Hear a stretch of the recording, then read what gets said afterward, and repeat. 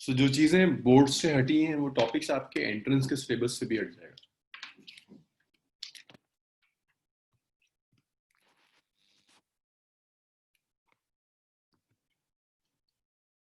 So series and parallel combination equivalent resistance calculate करने के लिए दो मेथड्स हमने किए थे। एक मेथड था series and parallel combination of resistors. एक दूसरा मेथड आप यूज कर सकते हैं, वो था किरचॉफ लॉ। किरचॉफ लॉ से भी हमने सीरीज एंड पैरेलल कॉम्बिनेशन की प्रॉब्लम सॉल्व करी। किरचॉफ लॉ के बाद आप एक मेथड और यूज कर सकते हैं, दैट इज सिमेट्री।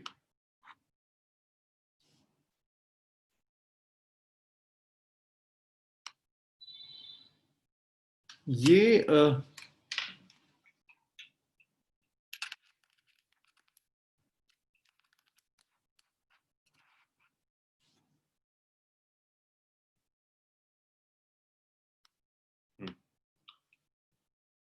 प्रांजल ये ट्रेंड है। जिस तरह से सीबीएसई का सिलेबस मॉडिफाई होता है, अगर कोई चीज कंप्लीटली कट जाती है तो वो उसी तरह से एंट्रेंसेस से भी कट जाती है।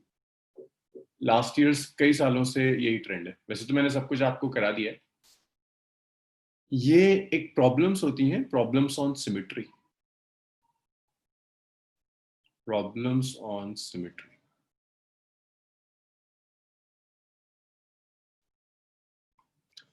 जैसे मैंने आपको सिखाया था series and parallel combination of resistors, आप किरचॉफ लॉ से भी ले सकते हो। सीरीज एंड पैरेलल के तो मेथड्स थे, वहां से तो आ ही जाएगा। उसके साथ साथ आप किरचॉफ लॉ से भी सीरीज एंड पैरेलल कैलकुलेट कर सकते हैं। कुछ ऐसी प्रॉब्लम्स हैं जहां अगर आप किरचॉफ लॉ यूज ना भी करें तो जस्ट प्रॉब्लम की सिमेट्री देखकर बहुत कुछ डिसाइड किया जा सकता है। मैं डायरेक्ट क्वेश्चन पर आ रहा हूं। जैसे अगर एक ये न्यूमेरिकल दिया है आपको,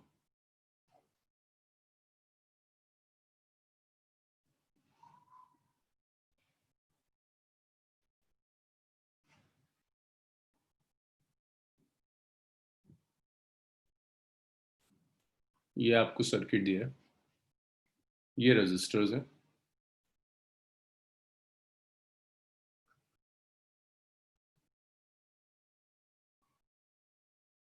और लेट्स एज्यूम कि सारे रेजिस्टर्स की वैल्यू सेम है। ये भी आर, ये भी आर, ये भी आर, ये भी आर है, ये भी आर, ये आर, ये आर और ये भी।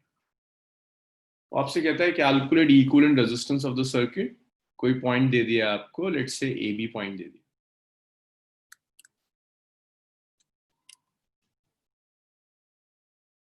इसको हटा देता है।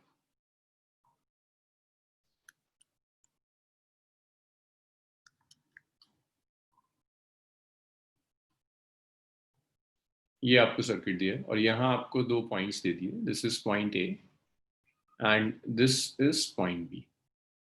वो आपसे कहता है इक्विवेलेंट रेजिस्टेंस कैलकुलेट कीजिए in between point and A and B. वो आपसे कहता है calculate R equivalent between A and B. So point A और पॉइंट ए के बीच में आपको R equivalent equivalent resistance calculate करना। सो अब यहां पर एग्जैक्ट कुछ आपको ना सीरीज दिखेगा ना पैरेलल कॉम्बिनेशन दिखेगा। तो ऐसे सर्किट्स को सॉल्व करने के लिए एक मेथड है किरचॉफ लॉ। किरचॉफ लॉ से हमने एक क्यूब वाला सर्किट सॉल्व किया था कि आप टोटल करंट कैलकुलेट कर लीजिए, टोटल ईएमएफ ले लीजिए।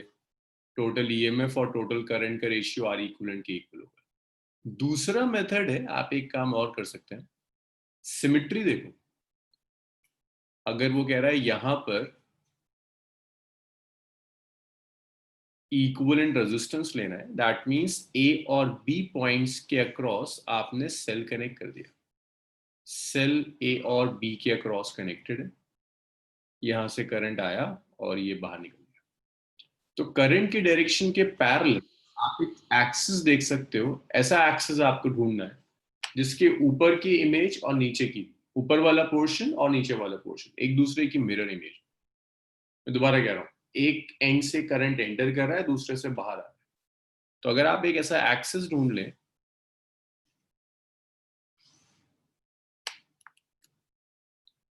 जिसके ऊपर और नीचे का जो पोर्शन है वो उसकी मिरर इमेज है, ये मैंने एक्सिस ले लिया, इस एक्सिस के ऊपर का पोर्शन और नीचे का पोर्शन मिरर इमेज है, जैसा ऊपर है एग्जैक्टली वैसा ही नीचे है। तो आप कह सकते हो ये जो एक्सिस है, this axis is parallel axis of symmetry. This is known as parallel axis of symmetry. So parallel axis of symmetry को ढूंढने के दो मेथड्स हैं। एक, दो कंडीशंस हैं इसके लिए, एक तो करंट की डायरेक्शन के पैरेलल होना चाहिए, दूसरा के ऊपर और इसके नीचे का जो पोर्शन है वो एक दूसरे की मिरर इमेज, मींस जैसा ऊपर वो एग्जैक्टली वैसे ही नीचे होना चाहिए। तो इसे आप कहेंगे पैरेलल एक्सिस ऑफ सिमेट्री। भाई यहां तक बताओ, ये पैरेलल एक्सिस ऑफ सिमेट्री ढूंढना है। बस ये लास्ट टॉपिक है, इसके बाद मैग्नेटिक स्टार्ट करना है। बस आप जो लोगे करंट की डायरेक्शन के पैरेलल लेना है, ऊपर और नीचे का जो पोर्शन है वो एक दूसरे की मिरर इमेज होना चाहिए। अब अगर मिरर इमेज है तो देखो, यहां करंट का डिवीजन नहीं होगा। करंट का डिवीजन ना होने का मतलब है, अगर यहां से कुछ करंट आया, अगर यहां से कुछ करंट आई आता है तो यहां डिवाइड हुए बिना करंट आए यहां चला जाएगा। मीन्स करंट ऐसे आएगा और ऐसे चला जाएगा, करंट का डिवीजन नहीं होगा इस पॉइंट के ऊपर। ऐसे यहां से करंट आया और यहां चला गया, कोई करंट का डिवीजन नहीं होगा। अगर आप इसी चीज को चेक करना चाहते हैं तो आपको किरचॉफ लॉ लगाना पड़ेगा, it's a very lengthy method कि आप हर आर्म में करंट कैलकुलेट करो। आपको दिखेगा जो करंट इस रजिस्टर से पास कर रहा है वही करंट इससे करेगा, जो करंट नीचे वाले रेजिस्टेंस से होगा वो इससे पास हो जाएगा, करंट का डिवीजन नहीं होने वाला। उसी काम को आप डायरेक्टली सिमेट्री देखकर भी कर सकते हैं कि ऊपर और नीचे का मिरर इमेज है, दैट मींस यहाँ करंट डिवाइड नहीं हो रहा, करंट ऐसे आएगा और ऊपर निकल जाएगा, करंट नीचे से आएगा और चला जाएगा। मेरी वॉइस ब्रेक हो रही है? सौदा, अस्का, वजात, जाहिद, नो,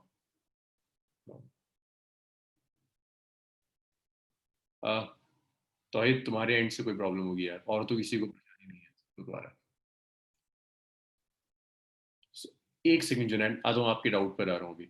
तो ये करंट आया, जैसे आया वैसे चला गया, जैसे नीचे आया वैसे नीचे चला गया।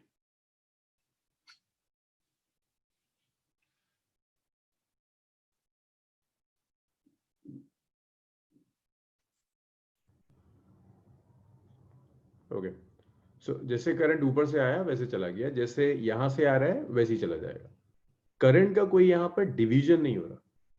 इस चीज को आप डायरेक्टली सिमेट्री देखकर भी डिसाइड कर सकते हो, और अगर आप इसको डिराइव करना चाहते हैं कि आप किरचॉफ लॉ अप्लाई कीजिए, इस रजिस्टर और इस रजिस्टर से आपको सेम करंट दिखेगा, इस रजिस्टर और इस रजिस्टर से आपको सेम करंट दिखेगा, बट किरचॉफ लॉ अप्लाई करने में टाइम लगेगा। तो आप आसानी से ये कर सकते हैं कि आप डायरेक्टली सिमेट्री देखें और आप डिसाइड कर लो कि ऊपर और नीचे का पोर्शन सेम है।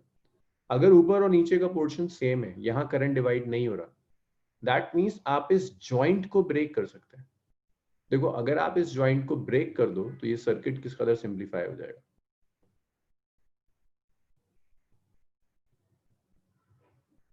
सो यहां आप डायरेक्टली लिख सकते हो, अगर इसे मैं पॉइंट ओ कह दूं, so current does not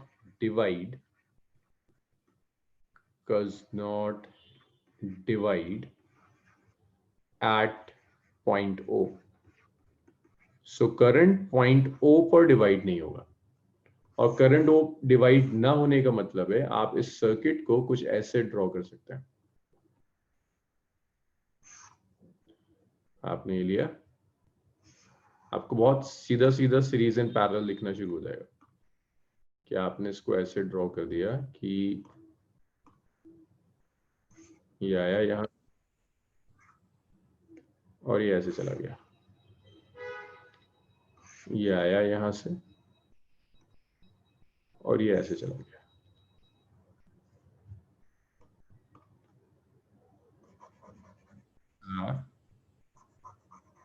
this is are,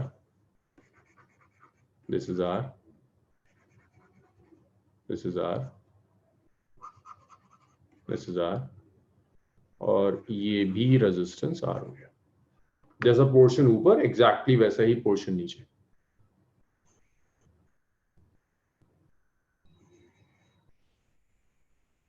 are और आर का सीरीज कॉम्बिनेशन इज 2R। अब आपको सीधा सीधा सीरीज एंड पैरेलल लिखना शुरू हो जाएगा। आर और आर सीरीज में है तो 2R, 2R और आर पैरेलल में। तो ऊपर वाला जो पोर्शन है, इस पोर्शन का जो रेजिस्टेंस होगा, इसको मैं आर प्राइम कह देता हूं। देखिए आर और आर सीरीज में, उसके साथ 2R आर पैरेलल में। So this will be 2R into R divided by its 2R. So this is 2R square divided by 3R. R से स्क्वायर कैंसिल हुआ, R प्राइम आ गया 2R by 3। इसी तरह से जो नीचे का पोर्शन है भाई, अभी जो मैंने रेजिस्टेंस कैलकुलेट किया है इक्विवेलेंट रेजिस्टेंस, वो इतने पोर्शन का, इस पोर्शन का जो इक्विवेलेंट रेजिस्टेंस है उससे मैंने आर प्राइम कह दिया। नीचे का जो पोर्शन है उसका भी रेजिस्टेंस इतना ही होगा, आर प्राइम। सिमेट्री है, मिरर इमेजेस हैं एक दूसरे की। तो जो इक्विवेलेंट रेजिस्टेंस होगा आर इक्विवेलेंट, वो आर प्राइम और आर प्राइम का पैरेलल कॉम्बिनेशन। तो आप ऐसे लिख सकते हैं 1 by R equivalent is 1 by R prime plus 1 by R. So yours 1 by R equivalent will be it's 2 by R prime. और यहां से आपका R equivalent आ जाएगा, R equivalent is R prime divided by 2 now. R equivalent हो गया it's 2R by 3 divided by 2. So यहाँ R equivalent आ गया R by 3. So यहाँ equivalent जो रेजिस्टेंस होगा, that equivalent resistance is R by 3 ओम। यहाँ तक बताइए, मुझे डाउट्स हैं किसी को?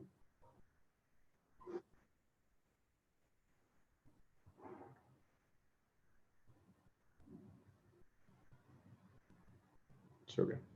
अब जुनैद देखिए, जुनैद का क्वेश्चन था रेजिस्टेंस अगर अलग अलग हो तो भी सिमेट्री होगी? नहीं, सिमेट्री तभी होगी जब ऊपर और नीचे वाला आइडेंटिकल हो। तो आइडेंटिकल होने के लिए जरूरी है जुनैद कि जितने सारे रेजिस्टर्स की वैल्यूज, ये वाला, ये तीनों रेजिस्टर्स और ये तीनों रेजिस्टर्स की वैल्यू सेम होनी चाहिए, तभी सिमेट्री होगी।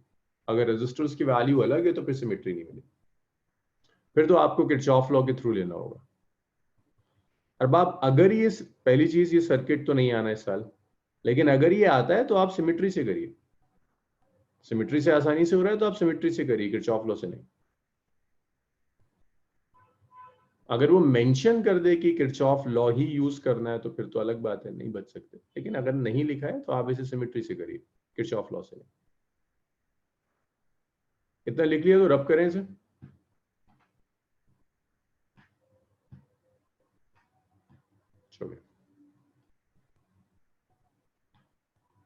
ये जो एक्सिस सिमेट्री है ये हमेशा पैरेलल होगा। सनाउल ये परपेंडिकुलर भी हो सकता है, करंट की डायरेक्शन के परपेंडिकुलर भी लाई कर सकता है, तो लेफ्ट और राइट वाला सिस्टम सेम हो जाएगा।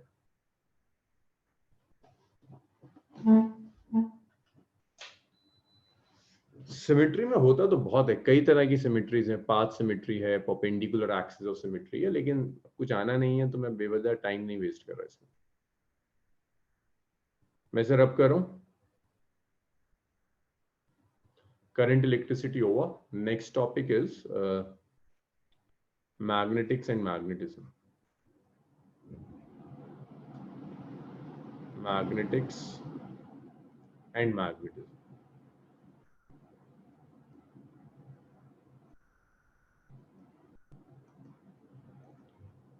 सो मैग्नेटिक्स और मैग्नेटिज्म में भी एक मेजर पोर्शन है, जो मेजर पोर्शन हट चुका है, that's unit number 3।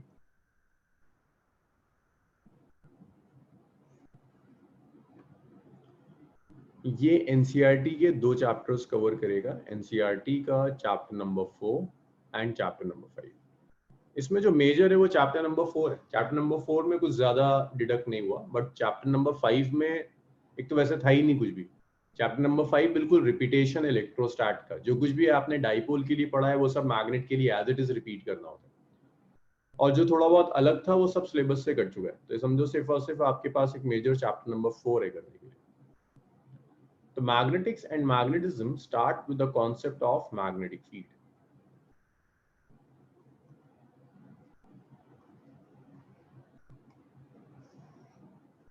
So magnetic field, अगर आपने एक मैग्नेट ले ली, अब मेरे लिए magnet is a source of magnetic field, जो भी मैग्नेटिक फील्ड जनरेट कर दे वो मेरे लिए मैग्नेट है। अब जरूरी नहीं कि वो बार मैग्नेट हो, एक करंट कैरिंग वायर है, मैग्नेटिक फील्ड जनरेट कर रही है, तो मेरे लिए वो मैग्नेट होगी। तो magnetic field is simply space around a magnet, space around a magnet in which its magnetic properties exist।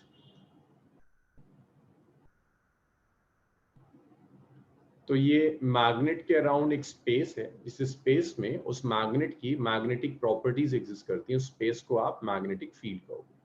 तो अगर आपने एक मैग्नेट ले ली, उसके अराउंड एक स्पेस होगी, जिस स्पेस में अगर आप कोई और मैग्नेट लेकर आते हैं तो ये मैग्नेट उससे अट्रैक्ट और रिपेल कर सकता है, उस स्पेस को आप मैग्नेटिक फील्ड कहोगे।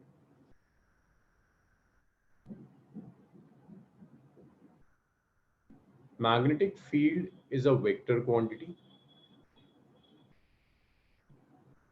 इसकी जो SI यूनिट होगी, it's SI unit is Tesla, और एक और यूनिट होती है इसकी जिसे कहते हैं weber per metre square. This is SI unit of magnetic field. Magnetic field की जो CGS यूनिट है, CGS unit is gauss. Tesla और गॉस में रिलेशन होता है, 1 tesla is 10 raised to the power 4 gauss. That is the relation between tesla and Gauss.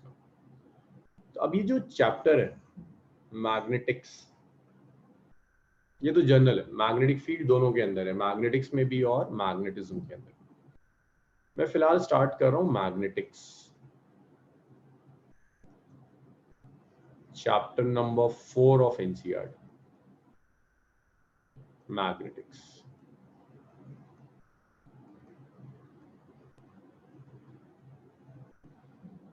अच्छा, इससे पहले एक जनरल टर्म और सीख लो जो दोनों के अंदर हम यूज करेंगे, मैग्नेटिक्स में भी और मैग्नेटिक फील्ड में, जिस sources of magnetic, sources of magnetic.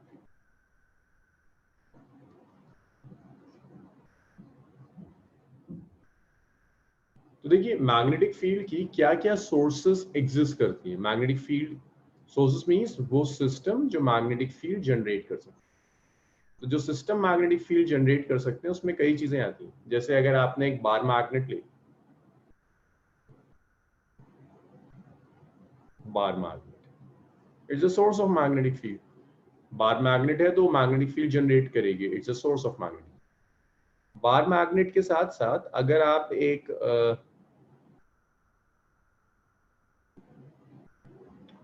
Natural ओर होती है मैग्नेटाइट,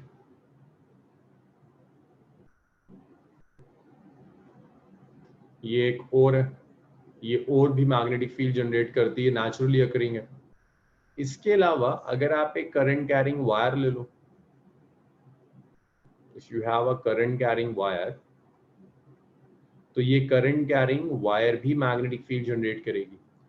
इनफैक्ट सिर्फ करंट कैरिंग वायर नहीं, अगर एटम में एक इलेक्ट्रॉन मूव कर रहा है, इलेक्ट्रॉन का मोशन इज करंट, जहां भी करंट है वहां मैग्नेटिक फील्ड जरूर होगी। तो अगर आपके पास एक रिवॉल्विंग इलेक्ट्रॉन है, एक इलेक्ट्रॉन है जो रिवॉल्व कर रहा है, तो वो रिवॉल्विंग इलेक्ट्रॉन भी source of magnetic field. So आपके पास कुछ सोर्सेज हो गई, bar magnet, magnetite, current carrying wire, revolving electron. इन सारी सोर्सेज में जो चीज कॉमन है that is motion of electron. Bar magnet में भी जो मैग्नेटिक फील्ड आती है that is particular motion of electron. North, जिसको आप कहते हो नॉर्थ एंड, वहां पर इलेक्ट्रॉन एंटी क्लॉकवाइज मूव कर रहा होता है। जिसे आप कहते हैं साउथ, वहां इलेक्ट्रॉन क्लॉकवाइज चला जाएगा। मैग्नेटाइट में भी यही होता है, इलेक्ट्रॉन के मोशन की वजह से मैग्नेटिक फील्ड जनरेट होती है। Current carrying wire, that's motion of electron. Revolving electron, motion of electron. इसके अलावा अर्थ मैग्नेटिक फील्ड, अर्थ भी अपनी मैग्नेटिक फील्ड जनरेट करता है। ये सब, इन सारी सोर्सेस में जो चीज कॉमन है इन सारी सोर्सेस के अंदर, दैट इज करंट। हर जगह किसी ना किसी तरह से करंट फ्लो कर रहा हो। अब जैद का क्वेश्चन है, इलेक्ट्रॉन्स तो हर एटम में रिवॉल्व कर रहे हैं, तो सब मैग्नेटिक फील्ड जनरेट करने चाहिए। जैद सब मैग्नेटिक फील्ड जनरेट करते हैं। एक तो करंट रीजन है। अब देखो जैद ने कहा हर एटम में इलेक्ट्रॉन्स मूव करते हैं तो हर एटम में मैग्नेटिक फील्ड होनी चाहिए। अगर आप कोई भी सिंगल एटम ले लो, उस सिंगल एटम में अगर एक सिंगल इलेक्ट्रॉन है तो मैग्नेटिक फील्ड जरूर जनरेट करेगा। कई जगह ऐसा होता है कि अगर आपने ऐसा एटम ले ली जिसमें दो या दो से ज्यादा इलेक्ट्रॉन्स हैं, तो वो इलेक्ट्रॉन्स एक दूसरे की मैग्नेटिक फील्ड को कैंसिल कर देते हैं। अगर एक सिंगल इलेक्ट्रॉन है तो उसमें मैग्नेटिक फील्ड होगी। इनफैक्ट आप स्टडी भी करते हो, केमिस्ट्री में आपने लास्ट ईयर पढ़ा था मैग्नेटिक क्वांटम नंबर। तो magnetic quantum number is nothing but magnetic field of electron, magnetic field of revolving electron. अगर एक इलेक्ट्रॉन रिवॉल्व कर रहा है, it will generate some magnetic field, जिसे आप मैग्नेटिक क्वांटम नंबर में स्टडी करते हैं। तो जैद तुम्हारा जो क्वेश्चन था कि हर एटम में मैग्नेटिक फील्ड होनी चाहिए, हर इलेक्ट्रॉन की वजह से मैग्नेटिक फील्ड आती है। लेकिन अगर दो इलेक्ट्रॉन्स हैं तो ऐसा हो जाता है कि वो एक दूसरे की मैग्नेटिक फील्ड को कैंसिल कर देते हैं। दूसरा था सनाउल का, only moving electrons generate magnetic field. Yes Sanaul, current generates magnetic field. तो करंट तभी आएगा जब इलेक्ट्रॉन या कोई और चार्ज पार्टिकल मूव करेगा। अगर चार्ज पार्टिकल रेस्ट में है तो मैग्नेटिक फील्ड नहीं होगी। अमान, मैग्नेटिक फोर्स से कोई लिंक नहीं है। नहीं, मैग्नेटिक फोर्स से कोई लिंक नहीं है आरिफ। सर टू ऑड इवन नंबर पर डिसाइड करेगा। नहीं आरिफ, ये बल्क कैंसिलेशन है। कभी कभी ऐसा होता है कि हर इलेक्ट्रॉन ऑर्बिट में अलग अलग वेलोसिटी से जाता है। करंट सिर्फ चार्ज पर डिपेंड नहीं करता, करंट मैग्नेटिक फील्ड पर, वेलोसिटी पर भी डिपेंड करता है। तो ऐसा ये बल्क इफेक्ट भी होता है, कैंसिल कर देगा। कई जगह आरिफ ऐसा होता है कि एक एटम ले लो, उसमें तो मैग्नेटिक फील्ड होगी। लाइक अगर आपने आयरन ले लिया, आयरन में तो मैग्नेटिक फील्ड, एक सिंगल एटम ले लो आयरन का, इट्स अ मैग्नेट। लेकिन जब कई एटम्स मिल जाते हैं तो वो एक दूसरे की मैग्नेटिक फील्ड को कैंसिल कर देते हैं। ऐसे भी कैंसिलेशन होते हैं। Sanaul, that means unpaired electrons. नहीं सनाउल, हमेशा नहीं, कई जगह पेयर्ड में भी होगा। उसमें बॉडी में भी मैग्नेटिक फील्ड होती है। यस, बॉडी में कई टेस्ट हैं जो इसी पर बेस्ड है। अमान, मैग्नेटिक फील्ड के लिए जरूरी है करंट का होना, और करंट तभी आएगा, करंट आपको तभी मिलेगा जब चार्ज पार्टिकल मूव करेगा। चार्ज पार्टिकल मूव नहीं करता तो करंट नहीं आएगा। प्रांजल, नॉर्थ पे क्लॉकवाइज मूवमेंट ऑफ इलेक्ट्रॉन्स। प्रांजल, इस चीज को हम मैग्नेटिक मूवमेंट में डिस्कस करेंगे तो बेटर होगा। इसलिए नॉर्थ है ना, तो नॉर्थ का मतलब होता है anti clockwise motion. Current is anti clockwise. Current anti clockwise तब होगा जब इलेक्ट्रॉन का मोशन क्लॉकवाइज होगा, क्योंकि इलेक्ट्रॉन का मोशन और करंट ऑपोजिट डायरेक्शंस में आता है। इसे बहुत डिटेल में करेंगे जब हम मैग्नेटिक मूवमेंट करेंगे। मोटअप, क्या मैग्नेटिक फील्ड इंटरसेक्ट कर सकती है? नहीं मोटअप, नहीं कर सकती। मैग्नेटिक फील्ड लाइंस नहीं कर सकती। एज सच मैग्नेटिक फील्ड में तो कुछ भी नहीं है जो इंटरसेक्ट कर जाए। मैग्नेटिक फील्ड लाइंस इंटरसेक्ट नहीं कर सकती। चलिए, सबके क्वेश्चंस खत्म हो गए। अब यहाँ देखिए, ये सारी सोर्सेज है मैग्नेटिक फील्ड की। इसके साथ साथ, और सब कॉमन है, इन सब में कॉमन है करंट। इसके साथ साथ एक सोर्स और आती है जिसे आप कहते हैं स्पिन, और इसका पूरा नाम होता है स्पिन क्वांटम नंबर। सो आपने पढ़ा होगा कि इलेक्ट्रॉन के पास प्लस हाफ स्पिन होता है, प्रोटॉन के पास हाफ स्पिन होता है, न्यूट्रॉन के पास हाफ स्पिन होता है। वो जो स्पिन है, वो स्पिन भी मैग्नेटिक फील्ड जनरेट करता है। जो आप लिखते हो स्पिन, हाफ एच का टॉर्च के साथ होता है प्लैंक कांस्टेंट, ये बेसिकली मैग्नेटिक फील्ड जनरेट कर रहा है। तो स्पिन इलेक्ट्रॉन का मोशन नहीं है, स्पिन किसी करंट की वजह से नहीं आ रहा। जैसे मास एक इंट्रिंसिक प्रॉपर्टी है, वैसे ही स्पिन एक इंट्रिंसिक प्रॉपर्टी होती है। तो ये भी सोर्स ऑफ मैग्नेटिक फील्ड है, इसकी वजह से भी मैग्नेटिक फील्ड जनरेट होती है। तो ये सोर्सेज है। अभी जो चैप्टर डिवाइडेड है ना, ये दो पार्ट्स में डिवाइडेड है। पहले पार्ट में आपको सिर्फ और सिर्फ करंट कैरिंग वायर स्टडी करनी है, जिसे मैग्नेटिक्स कहते हैं। जो बेसिकली मैग्नेटिक्स कहते हैं, that means magnetic field, you do a current carrying. एक करंट कैरिंग वायर की मैग्नेटिक फील्ड आप मैग्नेटिक्स में स्टडी करेंगे। और दूसरा जो चैप्टर है उसमें आपको बार, जिसे हम मैग्नेटिज्म कह रहे हैं, उसमें बार मैग्नेट और अर्थ मैग्नेटिक फील्ड, ये दो चीजें आपको स्टडी करनी है। इसे इतना लिख लीजिए, रब करते हैं। मैग्नेटिक स्टार्ट करेंगे। ये तो इंट्रोडक्शन था जो दोनों चैप्टर्स के लिए कॉमन है।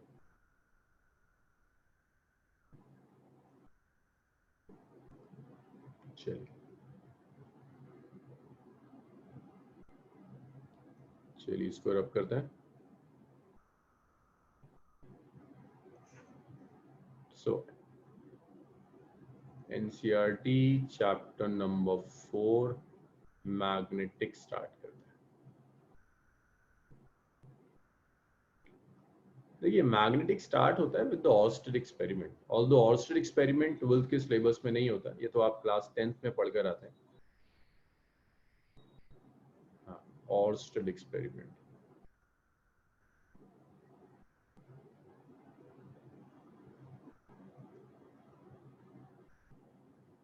हाँ सनाउल सही कह रहे हो, यही नाम है ऑर्स्टेड एक्सपेरिमेंट। भाई एनसीईआरटी में इस चैप्टर का नाम है, सनाउल ने बताया, moving charge and magnetism. So moving charge means current की वजह से मैग्नेटिक फील्ड आई। तो ऑर्स्टेड ने बहुत सिंपल एक्सपेरिमेंट किया था। ऑर्स्टेड स्कूल टीचर था, उसने एक सिंपल सा एक्सपेरिमेंट परफॉर्म किया। उसने एक वायर ली,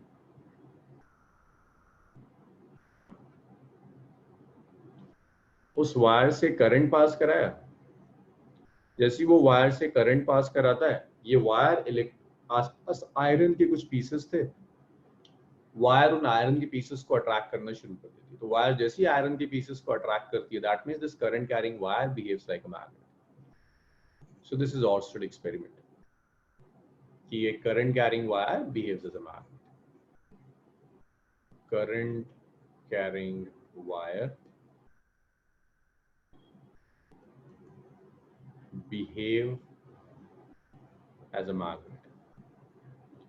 अगर आपने करंट कैरिंग वायर ले ली, ये जो करंट कैरिंग वायर होगी, this current carrying wire will behave as a magnet. Current carrying wire एक मैग्नेट की तरह बिहेव करती है। ये ऑर्स्टेड एक्सपेरिमेंट है। ऑर्स्टेड के एक्सपेरिमेंट के बाद नेक्स्ट इज बायट-सैवर्ट्स लॉ।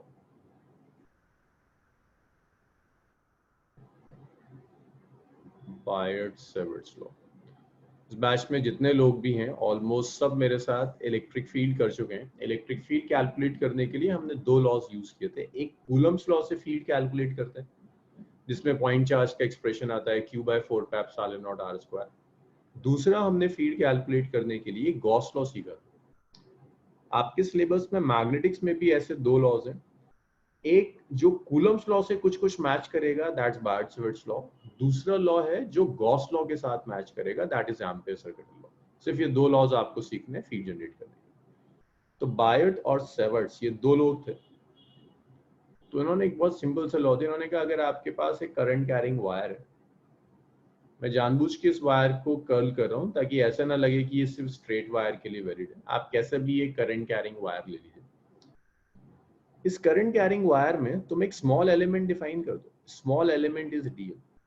एक small element, very small element, आपने डीएल डिफाइन कर दिया। इस डीएल की वजह से पी पॉइंट पर आपको मैग्नेटिक फील्ड चाहिए। तो इस वायर का आपने एक स्मॉल, बहुत माइन्यूट सा सेक्शन डिफाइन कर दिया जिसे आपने डीएल का। आवाज नहीं आ रही क्या? फिर वॉइस में कोई प्रॉब्लम आ रही है?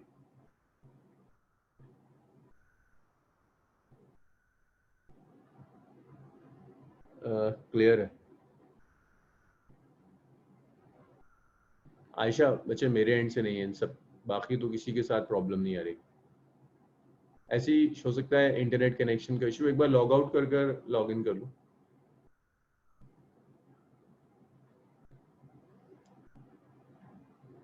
फैजान वॉल्यूम भी ठीक है, वॉल्यूम भी ठीक है यार, किसी और को तो कुछ इशू नहीं आ रहे। भाई एक बार जरा एवरीवन वाले में लिख दो वॉइस क्लियर है या नहीं है। मेरी बात पे तो यकीन नहीं होता किसी को।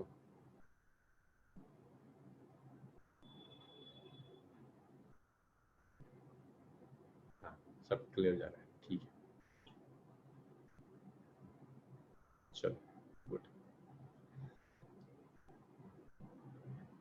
यार जुनैद, मैं तो कभी ऑडियो भी क्लोज नहीं करता था। कुछ लोगों ने आके बदतमीजी करनी शुरू कर दी तो मजबूरन मुझे ऑफ करना पड़ा। मतलब मैं तो ऑडियो भी क्लोज करने के मूड पे नहीं हूँ। कई बैचेस हैं जहाँ मैं ऑडियो ओपन रखता हूँ ताकि आपको जहां आसानी हो आप उससे कर लें। मतलब मैंने तो यही सोचा था कि सारे बच्चे तो अपने ही हैं, कोई बदतमीजी नहीं करेगा, लेकिन हरकतें, तो मजबूरन मुझे ऑडियो क्लोज करनी पड़ी।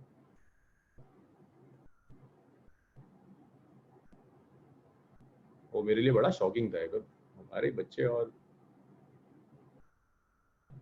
चलो खैर। ये मैंने एक स्मॉल एलिमेंट लिया, डीएल एलिमेंट, और उस डीएल एलिमेंट की वजह से पी पॉइंट पर मैंने मैग्नेटिक फील्ड कैलकुलेट कर लिया। बायट-सेवर्ट्स लॉ में एक कैरेक्टरिस्टिक है कि बायट-सेवर्ट्स लॉ से आप एक बड़ी वायर के लिए मैग्नेटिक फील्ड कैलकुलेट नहीं कर सकते। यहाँ आप जो मैग्नेटिक फील्ड कैलकुलेट करते हो वो कैलकुलेट करते हो करंट एलिमेंट के लिए। आप मैग्नेटिक फील्ड कैलकुलेट करते हैं स्मॉल करंट एलिमेंट के लिए, स्मॉल करंट एलिमेंट।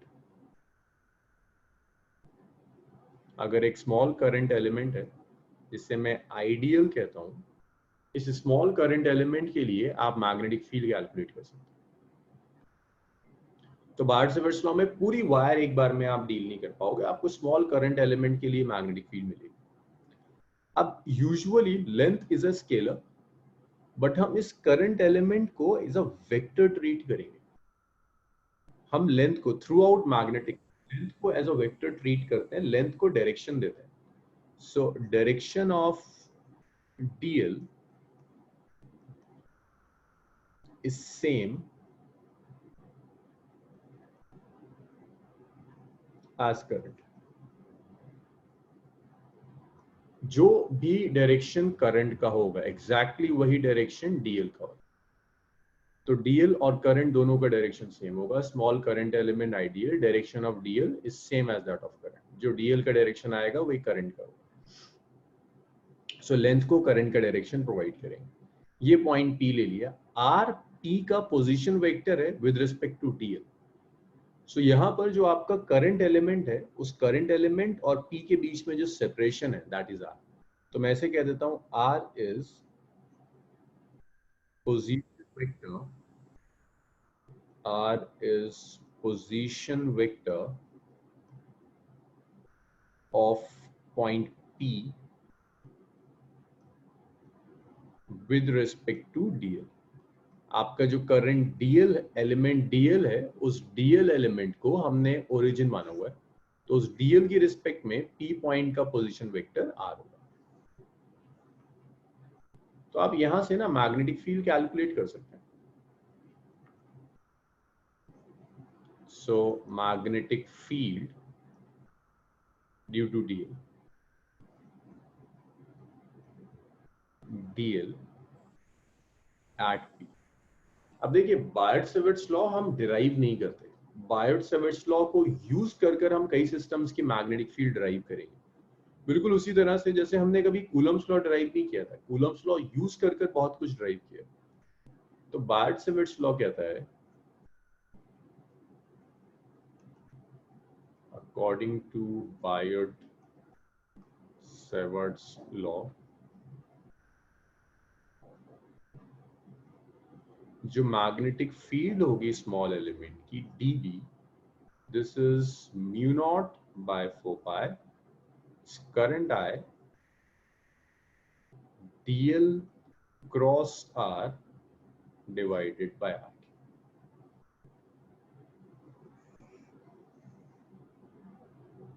ये मैग्नेटिक फील्ड। अब कुछ ऑथर्स क्या करते हैं, ये एक्सप्रेशन अल्टीमेट जो हमें लिखना है, कुछ ऑथर्स हालांकि वो डेरिवेशन नहीं है, बस हर पॉइंट को ना अलग अलग करके रिपोर्ट करते हैं। वैसे कहते हैं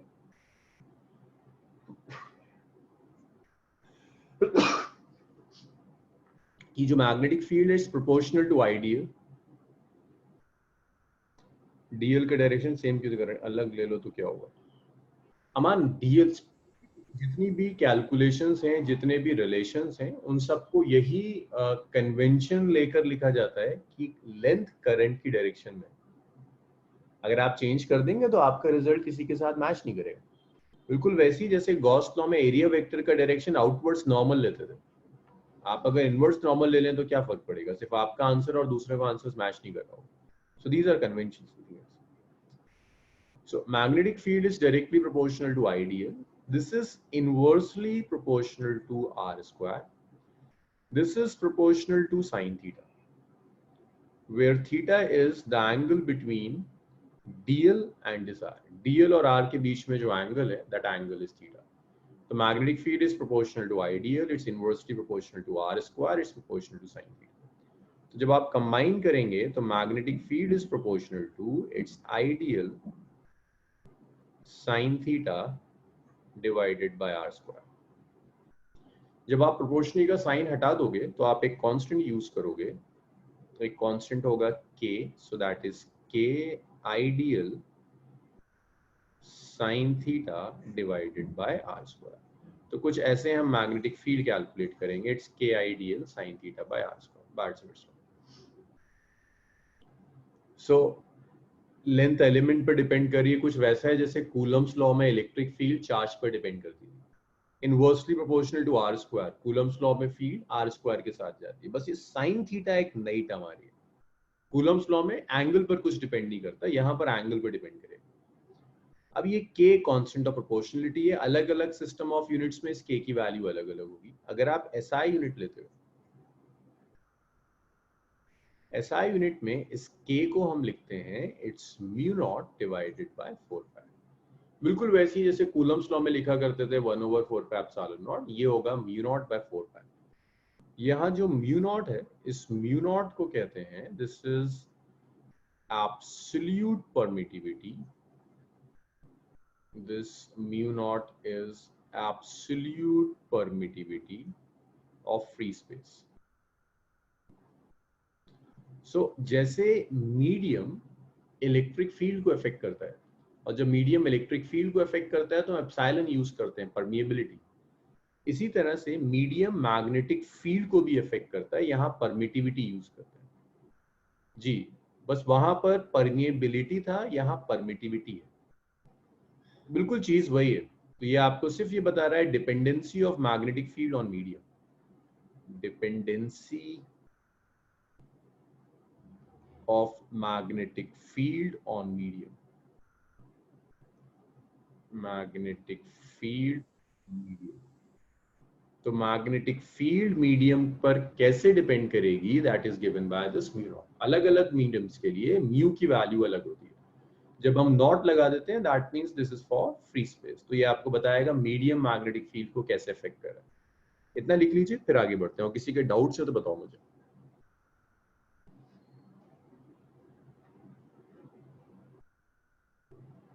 अच्छा अच्छा,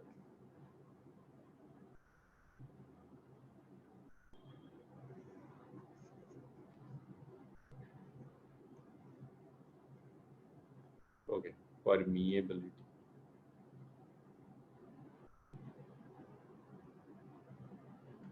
मैग्नेटिक फील्ड मीडियम पर कैसे डिपेंड करेगी, ये परमिएबिलिटी होगा।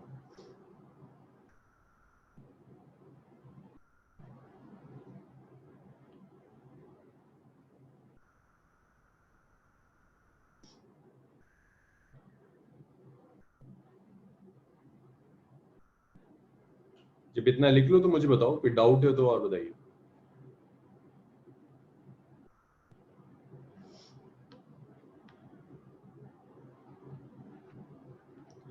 अभी आते हैं सनाउल, अभी आते हैं।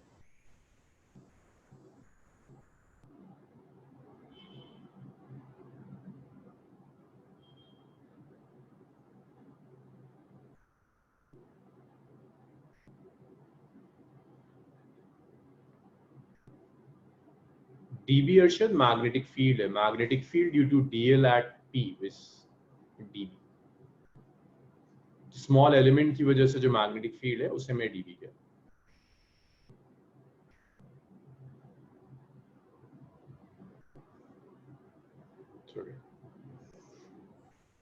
चलिए इसे रब करते हैं, फिर इसकी यूनिट देखते हैं। सो अगर इसे मैं सब्स्टिट्यूट कर दूं तो ये मैग्नेटिक फील्ड का एक्सप्रेशन हो जाता है, it's mu not by 4 pi ideal sine theta divided by R square. ये मैग्नेटिक फील्ड का एक्सप्रेशन। अब वैल्यूज देखिए, म्यू नॉट की जो वैल्यू होती है, नहीं लिखा था,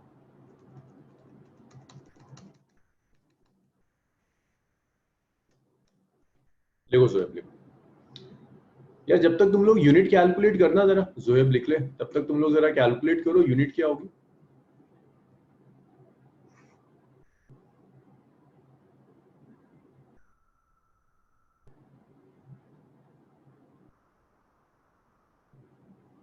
तक जोएब लिख रहा है, यूनिट देख लो, म्यू नॉट की यूनिट क्या आनी चाहिए, n बाय a स्क्वायर। Okay, magnetic field is tesla metre per ampere. Okay,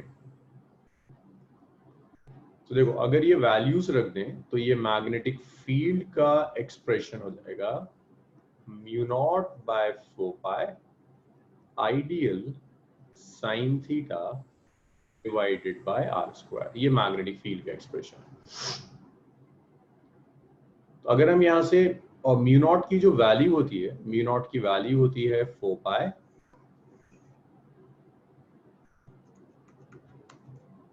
it's 4 pi multiplied by 10 raise to the power -7। ये म्यू नॉट की वैल्यू। यूनिट देखो, ये टेस्ला मैग्नेटिक फील्ड टेस्ला है। ये मीटर और मीटर स्क्वायर, तो एक मीटर बचेगा जो जहां का मल्टीप्लाई हो जाएगा per ampere. So that's tesla metre per ampere. Yes Khadija, सबका सही आ रहा था, tesla metre per ampere, that's mu not. इसके बाद एक चीज और आती है, अगर आप मीडियम चेंज करेंगे, तो जैसे हम इलेक्ट्रोस्टैट में जब मीडियम चेंज करते थे तो हम यूज करते थे डाइलेक्ट्रिक कांस्टेंट। अगर यहाँ आप मीडियम यूज चेंज करोगे तो रिलेटिव परमिएबिलिटी यूज करते हैं। mu r is relative permeability। relative permeability of medium। अलग अलग मीडियम्स की रिलेटिव परमिएबिलिटी अलग अलग होगी। अब यहाँ कुछ चीजें याद रखने लायक है कि अगर मटेरियल फेरोमैग्नेटिक है, अगर आपके पास जो मटेरियल है दैट इज फेरोमैग्नेटिक, तो mu R will be greater than 1, relative permeability 1 से ज्यादा होगी। अगर मीडियम पैरामैग्नेटिक है,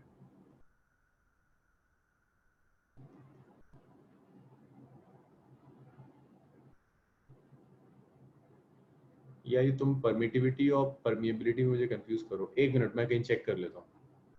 अभी मैं चेक कर रहा हूँ, परमिएबिलिटी ही होगा। इलेक्ट्रोस्टैट में क्या था, परमिएबिलिटी था परमिटिविटी था इलेक्ट्रोस्टैट में?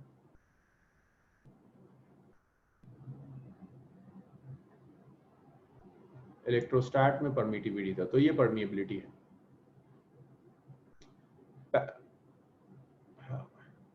तो अगर फेरोमैग्नेटिक है तो म्यू आर 1 से बहुत बहुत बड़ा होगा। अगर फेरोमैग्नेटिक मटेरियल है तो म्यू आर 1 से बहुत बहुत ज्यादा बड़ा होगा। अगर पैरामैग्नेटिक है तो म्यू आर ग्रेटर देन 1 होगा, बट बहुत ज्यादा वैल्यू नहीं होगी। जैसे फेरोमैग्नेटिक में अगर मैं तुम्हें आयरन दे दूं तो आयरन के लिए म्यू आर ऑलमोस्ट 1000 के ऑर्डर का होता है। पैरामैग्नेटिक मटेरियल में ग्रेटर देन 1 होगा, 2 हो सकता है, 1.5 हो सकता है, बट थाउजेंड्स में वैल्यू नहीं जाएगी। डायामैग्नेटिक अगर मटेरियल है आपके पास,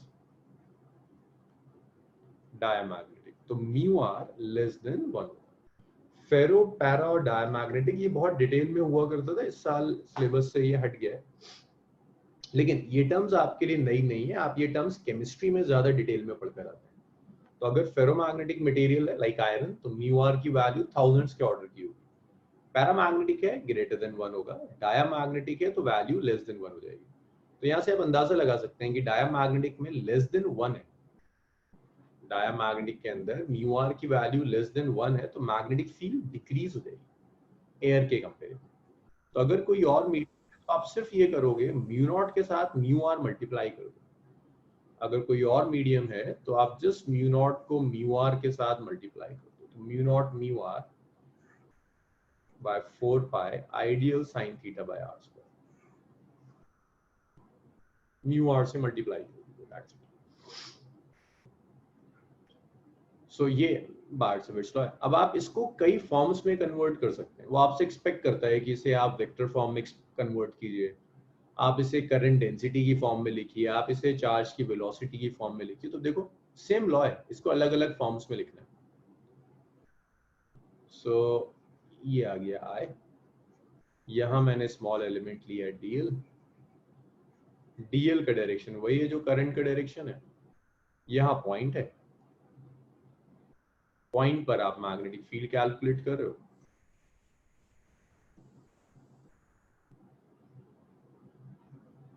ये पोजीशन वेक्टर आर है, ये एंगल थीटा है। तो ये जो एक्सप्रेशन था मैग्नेटिक फील्ड का, mu not by 4 pi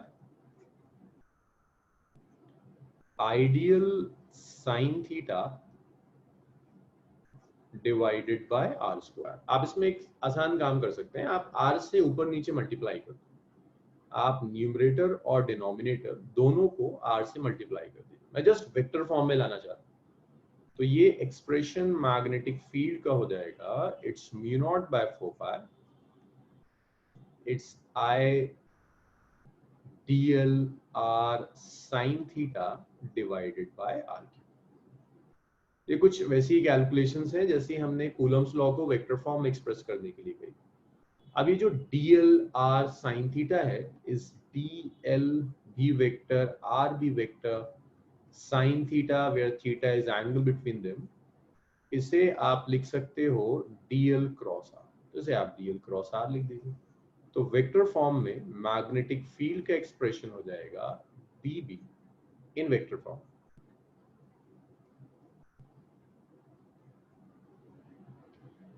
it's mu not by 4 pi, it's I dl cross r divided by r cube. So this is expression of magnetic field in vector form. It's I dl cross r divided by r cube. Vector form में लिखने से फायदा ये होता है कि आप directly direction predict कर सकते हैं। डायरेक्शन कैलकुलेट करना वेक्टर फॉर्म के थ्रू थोड़ा सा आसान हो जाता है। एक चीज और देखिए, मैग्नेटिक फील्ड डीएल और आर दोनों के क्रॉस प्रोडक्ट से आ रही है। इतना लिख लीजिए, फिर मुझे डायरेक्शन पे थोड़ा सा टाइम लगेगा आपको समझाने में। इतना लिख लो, फिर हम डायरेक्शंस करेंगे। इतना लिखिए, डायरेक्शन थोड़ा सा टाइम कंज्यूमिंग है। इतना लिख लो।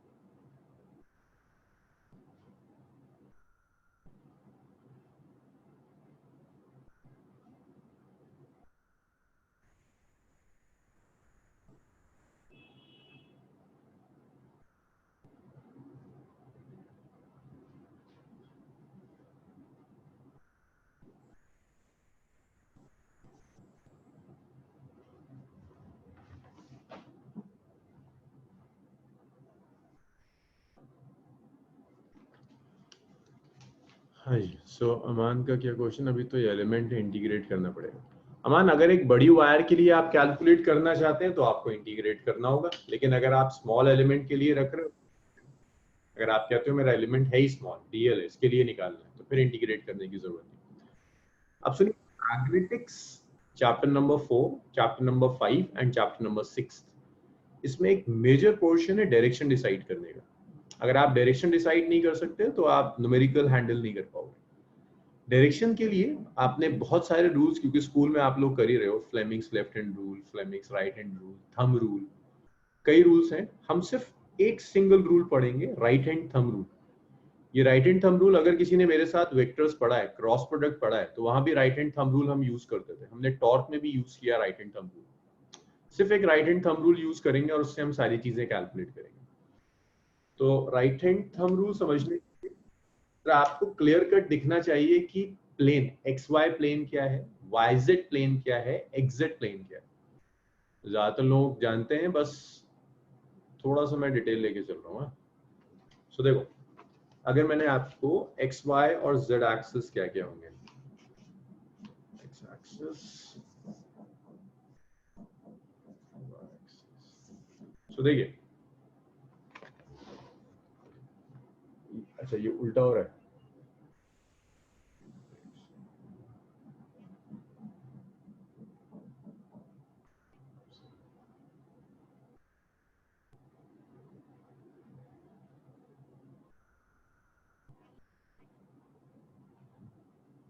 तो देखो ये एक्स एक्सिस है, ये वाई एक्सिस है। जेड एक्सिस जो होगा, ये जेड एक्सिस इसके बाहर जा रहा होगा, दिस इज जेड एक्सिस। सो आपकी जो कॉपी होती है ना, कॉपी के अंदर आप जो दो लाइन ड्रॉ करेंगे एक्स और वाई, आपकी कॉपी का जो प्लेन है ये वाला, जो मेरा व्हाइट बोर्ड है, मेरा white board is X Y plane. भाई देखो, अगर ये प्लेन्स आज की क्लास में क्लियर नहीं हुए तो अगले 3 चैप्टर परेशान करेंगे।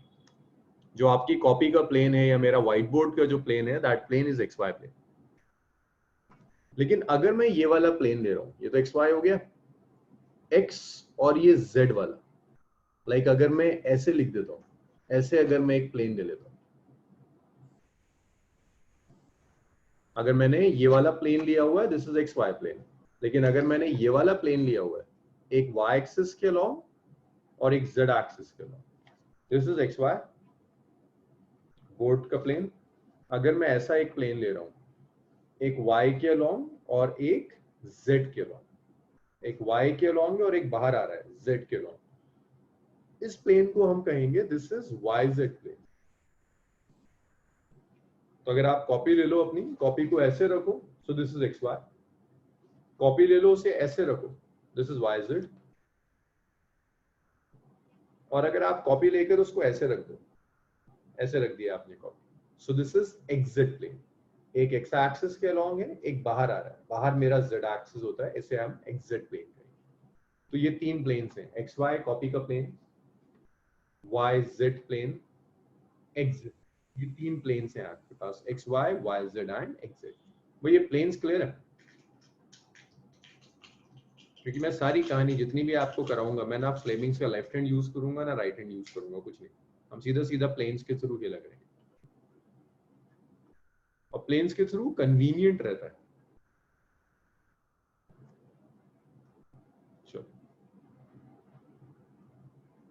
सो मुझे बता सकते हो ये करंट एलिमेंट डीएल किस प्लेन में, एक्स वाई, वाई जेड और X Z? Yes, very good. So this dl is in the plane of board है ना, मेरे व्हाइट बोर्ड का plane X Y plane, so this is in X Y plane. R किस plane में? ये जो position vector R है, R भी मेरे बोर्ड के प्लेन में मैं ड्रॉ कर रहा हूं, तो आर भी किस में? R is in X Y plane. अब मैग्नेटिक फील्ड डीएल और आर के क्रॉस प्रोडक्ट के बाद आ रही है, तो कोई क्वांटिटी अगर क्रॉस के बाद आती है तो वो दोनों के परपेंडिकुलर होता है। मींस मैग्नेटिक फील्ड डीएल और आर इनके क्रॉस प्रोडक्ट के बाद आ रही है, तो magnetic field is perpendicular to dl and are.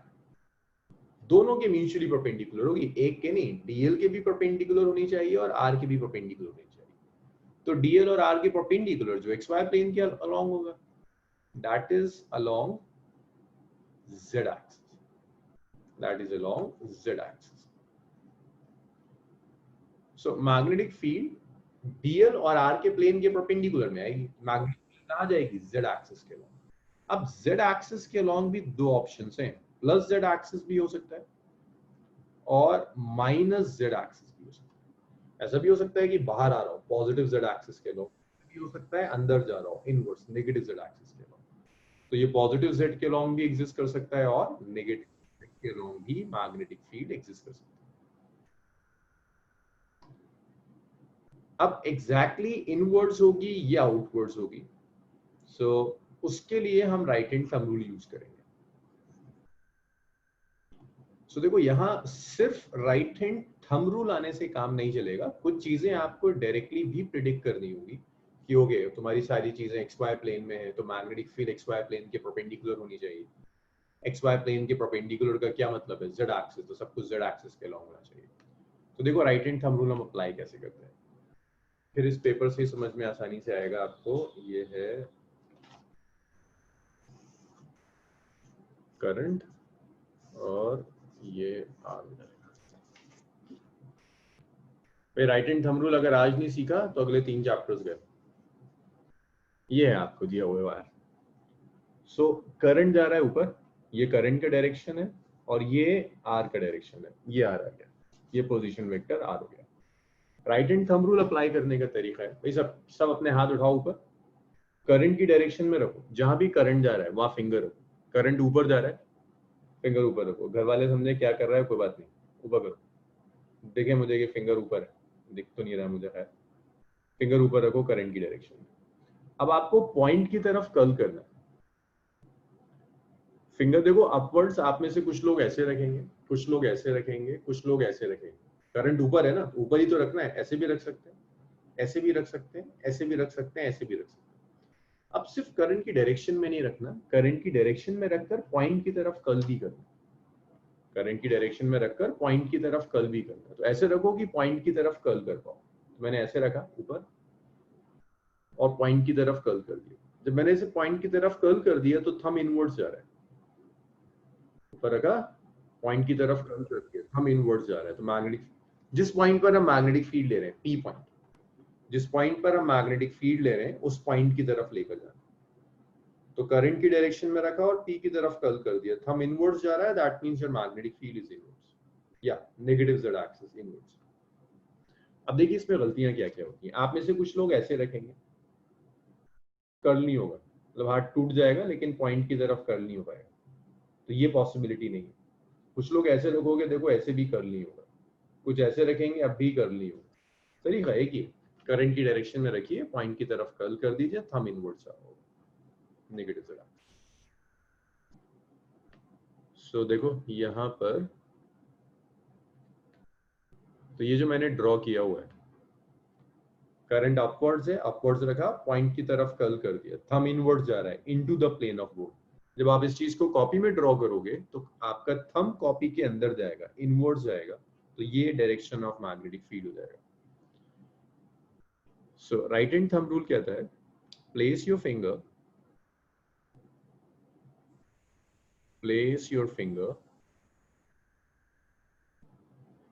along direction of current, along direction of current, and curl it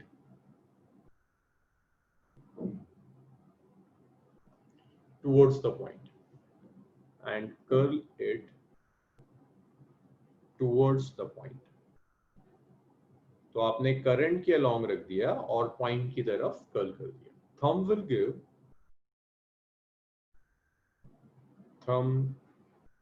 will give direction of magnetic field, direction of magnetic field। तो आपने fingers को current के along रखा और point की तरफ curl कर दिया। तो करंट की डायरेक्शन रखा, पॉइंट की तरफ कर्ल कीजिए। तो थंब होगा, ये थंब आपको मैग्नेटिक फील्ड का डायरेक्शन दे देगा। थंब आपको बताएगा मैग्नेटिक फील्ड किस डायरेक्शन में। सो यहाँ मैग्नेटिक फील्ड इज इनवर्ड्स। ये बताइए मुझे, समझ में आया ये वाला एग्जांपल पर्टिकुलर कि इनवर्ड्स जा रहा है। सो मैग्नेटिक फील्ड इज इनवर्ड्स। एक चीज और याद रखिएगा, क्रॉस होगा इसका मतलब इनवर्ड्स है, into the plane of board. Dot होगा इसका मतलब आउटवर्ड्स है, out of the plane of board. Cross means inwards, dot means outwards. Direction lightly मत लेना, सारा खेल डायरेक्शन के ऊपर है, डायरेक्शन लाइटली मत लीजिएगा। डायरेक्शन सबसे ज्यादा इंपॉर्टेंट है।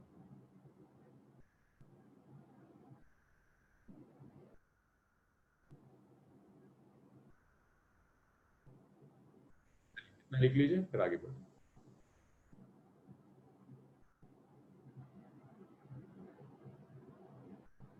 और इसे फॉर्म्स में लेकर आते हैं, करंट डेंसिटी की फॉर्म में लेकर आते हैं। जरा एक्स और डॉट का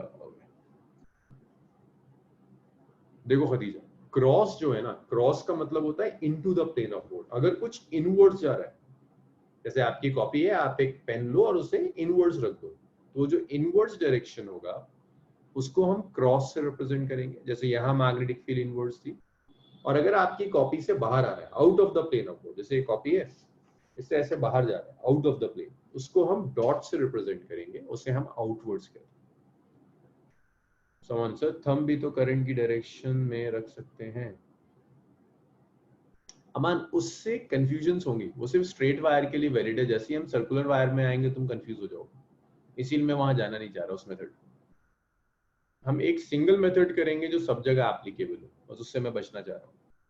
वन ऑफ द फ्लेमिंग्स भी यूज कर सकते हैं, फ्लेमिंग्स में भी लिमिटेशंस हैं, कुछ केसेस में एप्लीकेबल होगा, बाकी केसेस में नहीं हो पाएगा। सिर्फ इसलिए मैं वो थंब वाला नहीं ले रहा, वरना यस ये भी मेथड है कि थंब लो, करंट के अलोंग रख, फिंगर का कर्वेचर होगा, जैसे फिंगर कर्ल करेंगे ये आपको बता देगा मैग्नेटिक फील्ड कहाँ पे। बट ये हर जगह अप्लाई नहीं कर पाओगे, सर्कुलर जैसे ही आएगा आपको फिर जरूरत पड़ जाएगी इसी राइट हैंड थंब रूल, इसलिए नहीं लिख पा। जाहिद सर आपने थंब इनवर्ड्स करके किया है, अगर थंब आउटवर्ड्स करके करें तो? जाहिद थंब मेरे कंट्रोल में नहीं है मैंने ऐसे रख दिया, पॉइंट की तरफ कर्ल कर दिया, थंब इनवर्ड्स जा रहा है।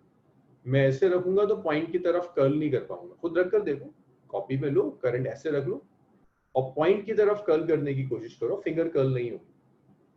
वही की तरीका है, आपने ऐसे रखा, पॉइंट की तरफ कर्ल कर दिया, थंब इनवर्ड्स है, ये मैग्नेटिक फील्ड डायरेक्शन। अगर किसी को इसमें प्रॉब्लम आती है तो एक मेथड और है, थंब लो और उस थंब को करंट के अलोंग रख दो, करंट ऊपर जा रहा है, थंब को ऊपर रख दो। जिस तरह से फिंगर कर्ल होंगी, ये जो कर्वेचर है फिंगर का, ये कर्वेचर मैग्नेटिक फील्ड दे देगा। करंट ऊपर जा रहा है, थंब आपने ऊपर रख दिया, ये जो कर्वेचर है फिंगर का, ये कर्वेचर आपको देगा डायरेक्शन ऑफ मैग्नेटिक फील्ड। तो जो आपको कन्वीनियंट लगे वो आप यूज कर सकते हैं। जैसे ये ना करंट ऊपर जा रहा है, फिंगर्स ऐसे कर्ल हो रही है, मैं यहाँ लूंगा तो इनवर्ड्स दिखेगा। अगर पॉइंट्स तो उस्मान इनवर्ड्स ऑपोजिट रिजल्ट मिलेगा। उस्मान अगर पॉइंट से करंट की डायरेक्शन में जाओगे तो फिर रिजल्ट ऑपोजिट आ जाएगा, जो एक्चुअल में मैग्नेटिक फील्ड है उसके ऑपोजिट डायरेक्शन में मिलेगा। परपेंडिकुलर टू द पाम भी तो है, परपेंडिकुलर टू द पाम नहीं, परपेंडिकुलर टू द पाम का है, देखो पाम ऐसे रखा हुआ है, परपेंडिकुलर टू द पाम वाली से एक्स एक्सिस के अलॉन्ग जाएगा, ये होगा perpendicular to the palm, but magnetic field तो इनवर्ड्स जा रही है। तो परपेंडिकुलर टू द पाम अभी कोई खास हेल्प नहीं करेगा, वो हेल्प करेगा आगे जब कहीं यूज होगा, अभी परपेंडिकुलर टू द पाम वाली चीज से कोई खास हेल्प नहीं मिलने वाली, पाम रूल से अभी कोई खास हेल्प नहीं मिलेगी। फिलहाल तो आपको या तो ये सीखना है या फिर ये सीखना है कि करंट के अलोंग थंब रख दो, कर्वेचर ऑफ फिंगर आपको दे देगा डायरेक्शन ऑफ मैग्नेट। इसे रब कर दूं, फिर इसे और फॉर्म्स में भी कन्वर्ट करते हैं।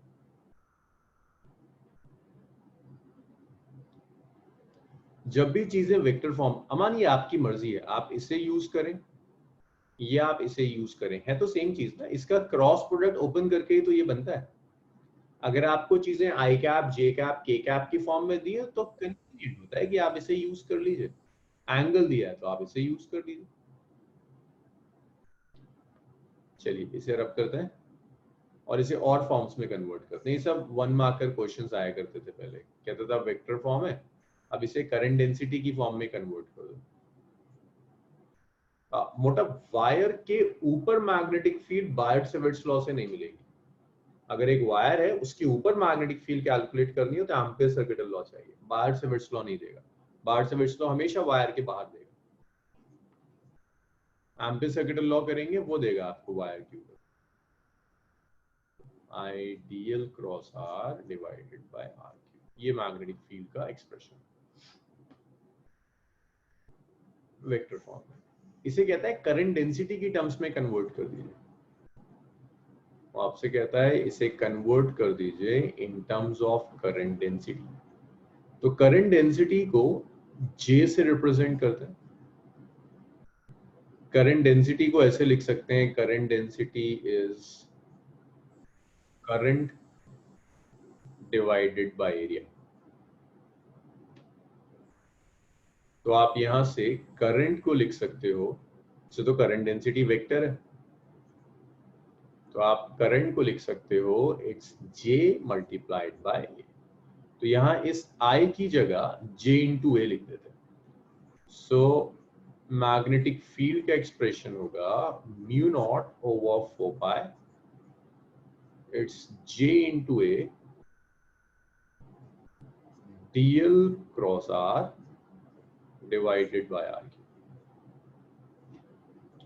अभी जो ADL है ना, area of wire multiplied by length DL, इस ADL को आप वॉल्यूम भी लिख सकते हो। ADL एरिया इनटू लेंथ, इसे आप वॉल्यूम लिख सकते हो। V is volume, area multiplied by length volume हो जाएगा। तो अब इसके बाद आप इसे कुछ ऐसे लिख सकते हो कि जो मैग्नेटिक फील्ड होगी DB, that magnetic field is mu not over 4 pi, it's J, जिसे हमने V कह दिया, A इंटू DL को V कह दिया, और J चूंकि वेक्टर होता है तो इस J को मैं क्रॉस में ले आया, J cross R divided by R। Area of cross section multiplied by length volume हो गया। J क्रॉस, J वेक्टर है तो इसे मैंने यहाँ वेक्टर क्रॉस के साथ लिख दिया। तो ये एक्सप्रेशन आ गया इन terms of current density. Buyer-Savart's law ये करंट डेंसिटी की फॉर्म में आ गया। फिर वो आपसे एक्सपेक्ट करता है, this is equation 1, this is equation 2।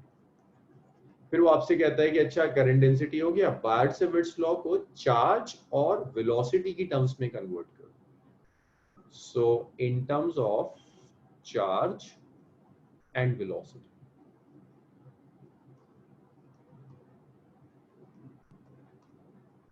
So charge और वेलोसिटी की टर्म्स में आप लिख सकते हैं करंट होता है dq ओवर dt। तो यहाँ जो करंट आ रहा है उस करंट की जगह आप dq ओवर dt रख दीजिए, जिसको 3 कह देते हैं। 3 को आप 1 में रख दीजिए। 3 को जब आप 1 में रखेंगे तो मैग्नेटिक फील्ड का एक्सप्रेशन हो जाएगा, it's mu not over 4 pi, current I जिसे हम लिखते हैं dq over dt, it's dl cross R divided by R।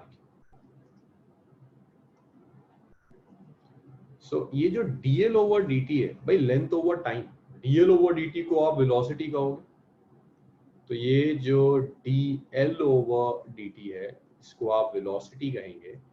Velocity is dl over dt। तो dl ओवर dt की जगह आपने v रख दिया, तो यहाँ मैग्नेटिक फील्ड का एक्सप्रेशन आ गया, it's mu not by 4 pi, it's dq v cross r divided by r। So अगर कहीं आपको कोई क्वेश्चन दिखता है जिस क्वेश्चन में वो कहता है कि भाई चार्ज पार्टिकल एक सर्टेन वेलोसिटी से जा रहा है, मैग्नेटिक फील्ड कैलकुलेट कीजिए, तो जहां वेलोसिटी और चार्ज इन्वॉल्व है वहां मैग्नेटिक फील्ड के लिए हम इस एक्सप्रेशन को यूज करेंगे, v not by 4 pi dq v cross r divided by r cube. तो ये तो नोन फॉर्म्स है, इसके अलावा वो कहीं भी कुछ भी इंट्रोड्यूस करवा सकता है। हो सकता है किसी जगह इलेक्ट्रिक फील्ड इंट्रोड्यूस करवा ले, तो वहां आपको सोचना होगा ओके करंट और इलेक्ट्रिक फील्ड में क्या रिलेशन होता है। जैसे जे होता है ना, जे करंट इलेक्ट्रिसिटी में पढ़ा था।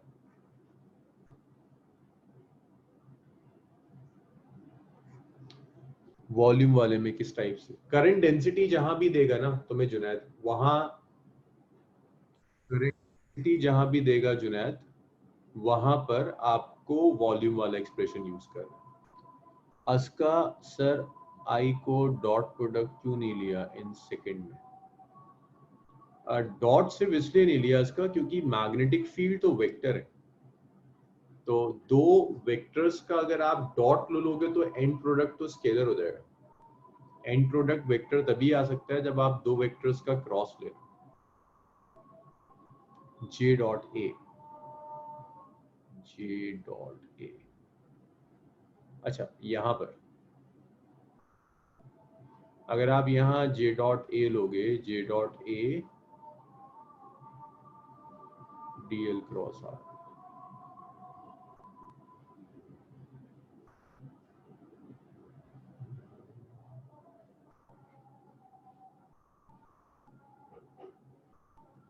ए डीएल इज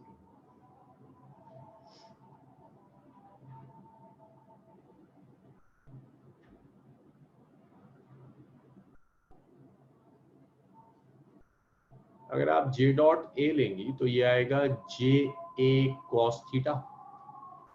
अब यहाँ जो थीटा आएगा वो थीटा करंट डेंसिटी और एरिया वेक्टर के एंगल के बीच का एंगल होता है। जब आप मैग्नेटिक फील्ड ले रहे हो तो अगर ये एरिया है, वायर का एरिया ऑफ क्रॉस सेक्शन है, तो current area of cross section से पास हो रहा है ना, परपेंडिकुलर। ये कि अगर आपको ये वायर दी हुई है स्ट्रेट वायर, ये एरिया ऑफ क्रॉस सेक्शन है, ये डायरेक्शन ऑफ करंट है, that current is perpendicular to area vector, normal जा रहा है। सो एंगल, जिस थीटा एंगल को तुम यहाँ ढूंढ रही हो, that theta angle is 0 degree. सिर्फ इसलिए मैंने जे डॉट ए 0 डिग्री।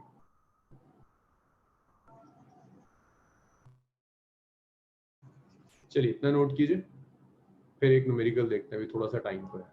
लिखिए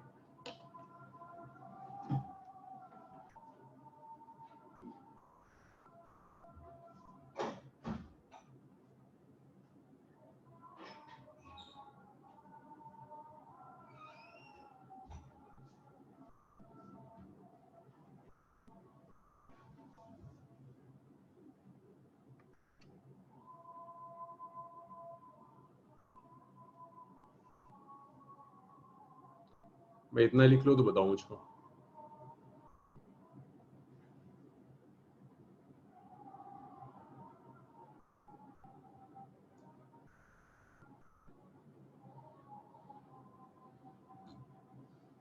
चलिए इसको रब करते हैं। जोएब लिख लिया इतना?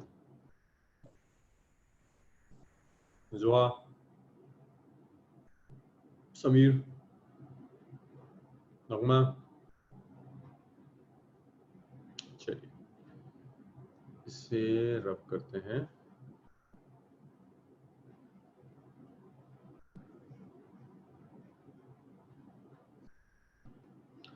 सो ये एक सॉल्व एग्जांपल है, एनसीईआरटी में दिया हुआ है कि आपको एक, दिस इज एक्स एक्सिस,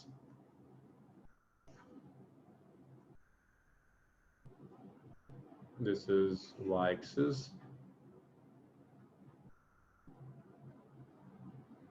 ये एक्स एक्सिस हो गया और ये वाई एक्सिस। यहाँ पर एक स्मॉल करंट एलिमेंट रखा हुआ है, ये करंट एलिमेंट है। Length of this current element is delta L.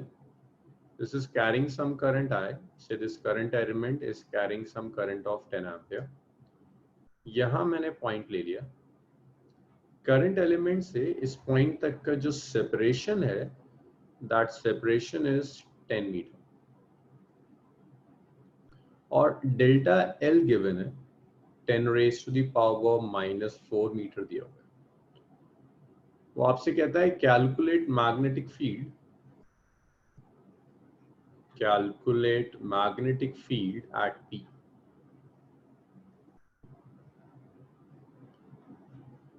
Magnetic field at P point पर आप मैग्नेटिक फील्ड कैलकुलेट कीजिए। तो मैग्नेटिक फील्ड कैलकुलेट करने के लिए डेल्टा बी आप बार, स्मॉल एलिमेंट दिया हुआ है, बार्ट्स लॉ यूज कर लो, mu not by 4 pi. Medium के बारे में कुछ नहीं कहा, that means medium is air. कोई और मीडियम होता तो मेंशन करता, it's delta L cross R divided by R. So values रख दीजिए, डेल्टा एल है 10 raise to the power -4, so delta L is 10 raise to the power -4 vector form में। Length element का डायरेक्शन एग्जैक्टली वही होगा जो direction current का होता है। तो आपने करंट कहाँ है, एक्स एक्सिस के अलोंग, तो ये आई कैप हो गया। R position vector, position vector separation of point from the element, it's 10 metre. तो आप इसे लिख सकते हैं, this is 10 J cap. Del हो गया, आर हो गया, करंट आपको गिवन है 10 एम्पियर। सारी वैल्यूज यहाँ सब्स्टिट्यूट कर दो, तो मैग्नेटिक फील्ड हो जाएगी म्यू नॉट की value is 4 pi into 10 raise to the power -7 divided by 4 pi multiplied by I is 10 multiplied by delta L.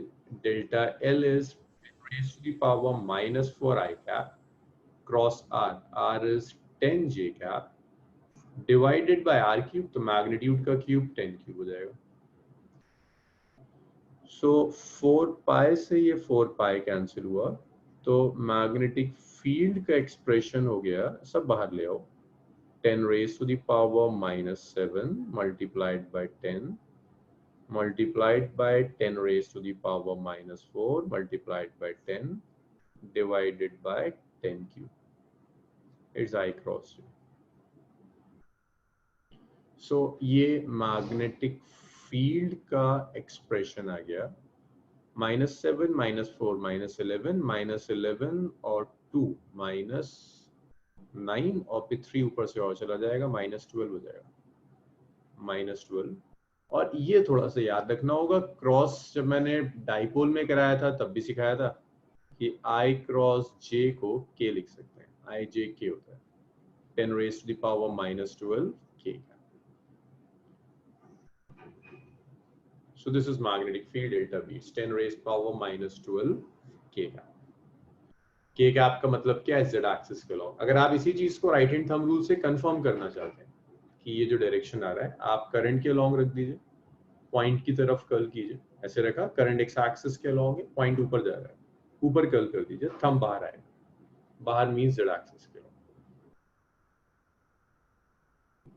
So cross product और राइट हैंड थंब रूल एक result देगा, आपकी मर्जी है आप जो यूज करना चाहते हैं। इसमें अगर कोई डाउट है तो बताइए मुझे। स्केलर फॉर्म वाले फॉर्मूले से कैलकुलेट बाद में डायरेक्शन निकालो। हाँ, वजाहत ये भी कर सकते हैं, आप स्केलर वाले से मैग्नीट्यूड कैलकुलेट कर लीजिए, राइट हैंड थंब रूल से डायरेक्शन कैलकुलेट कर दीजिए और जे कैप लगा दीजिए, सॉरी के कैप लिख दीजिए।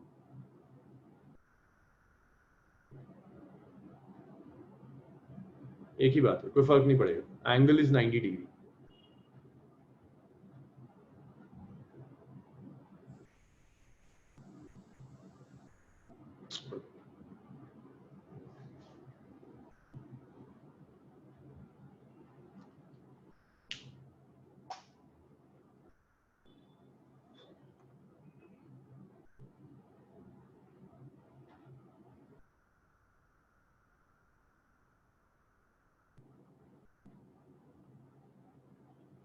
हाँ लीजा, वहां से भी कर सकते हैं, थीटा 90 डिग्री लेकर मैग्नीट्यूड कैलकुलेट कर लो, मैग्नीट्यूड यही आ जाएगा 10 रेज़ पावर माइनस।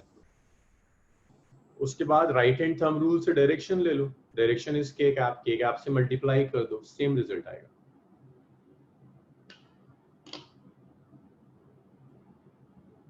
सो चलिए आज इसको यहीं छोड़ते हैं, कल फिर कंटिन्यू करेंगे, वेडनेसडे इसको कंटिन्यू करते हैं।